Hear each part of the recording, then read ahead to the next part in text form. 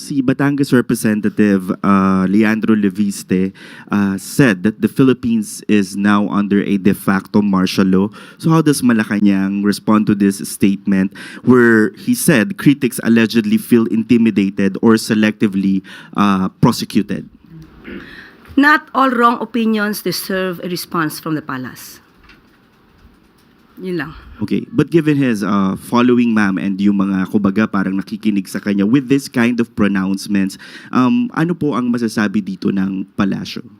Unang-una po, mismong mga taga-media, kayo po na miyembro ng MPC ay makakaramdam kung totoo po ba ang kanyang mga sinasabi. Dito kay Congressman Leviste because sinabi niya po na yung mga nag-expose pa daw po ng korupsyon ang tina-target ng administrasyon nakakasuhan. Katulad po siguro niya na nag-float ng Cabral Files and etc.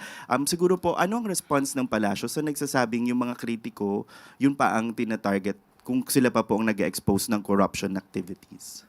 Kung may mga kritiko, makikita naman po natin panay-panay ang pag-akusa, pagbibigay ng mga masasakit na salita na walang katotohanan kay Pangulo. Pero ang Pangulo mismo ay hindi po nagsasampa ng kaso.